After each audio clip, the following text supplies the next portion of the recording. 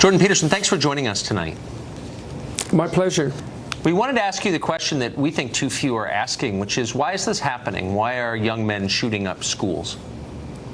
Because they're nihilistic and desperate. How'd they get that way? Well, I think life can make you that way unless you have a purpose and a destiny, let's say. I mean, there's no shortage of suffering and malevolence in life, and it's easy for people to become embittered by that. And if they don't see a way out, see a way forward, they get angry about it and turn against life itself. And they make a display of their hatred for being by massacring the innocent. That's what's happening. And they write that. They do write that. It's accelerating. Yes. The reserve of guns has, I mean, we've had semi-automatic rifles for 100 years, but we haven't had this number of school shootings. So the attitudes are changing, I think it's fair to say. Why it's are also more... It's also kind of a psychological epidemic. You know, these people keep track of each other, and there's a competitive element to it.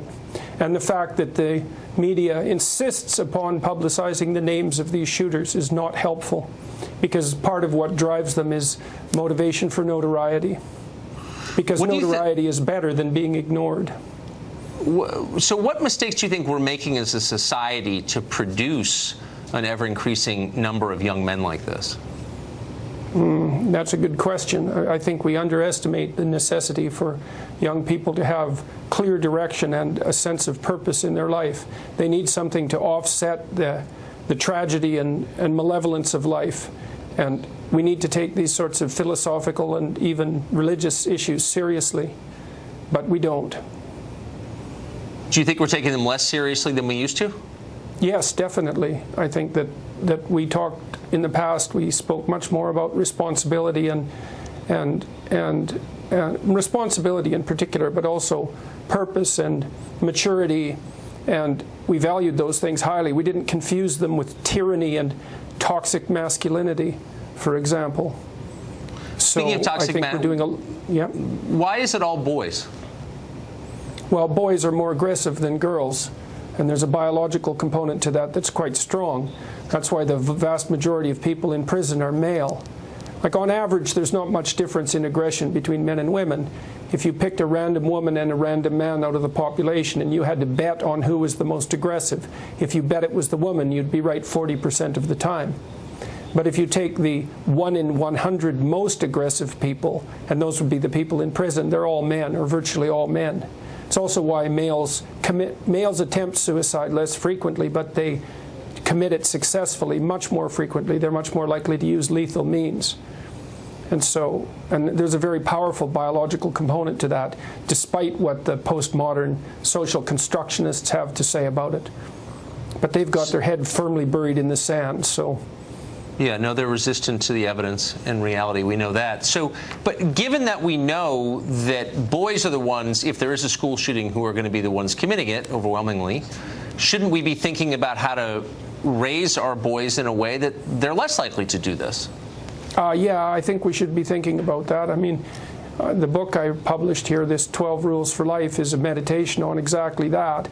I've been lecturing online about the idea that responsibility is what gives life meaning, and that meaning is the antidote to the sort of nihilism and aggression and resentment that can otherwise be produced. I mean, there's no doubt that life is difficult and that people get hurt and betrayed. That's unassailable truth. You need something to offset that, and most people find that in their destiny, in their adoption of responsibility, and their willingness to make their own lives better and the lives of their families better, and to contribute to the community and to bear the burden of being nobly. And that works, but we don't think that way anymore. You mentioned the toxic masculinity. I'm not exactly sure what that means, but I've heard the phrase a lot. What does it mean in our public conversation when someone attributes the shooting to toxic masculinity? Well, it's an attempt to smear the idea of masculinity by confusing masculine competence with tyranny. And it's part of the underlying idea that our culture is a corrupt, tyrannical patriarchy that was run by men for the advantage of men, which is a very pathological way of looking at the world, but a very common one. And if that description is accepted, then it means that masculine energy, so to speak, whether it's manifested by women or by men, that masculine energy does nothing but prop up the tyranny of the patriarchy, and so should not be fostered. And the only people who think that way are women whose relationships with men have been extraordinarily damaged, or men who have no idea who they are, or who are trying to shirk responsibility. The idea that masculinity in its essence is somehow toxic is an absolutely dreadful idea.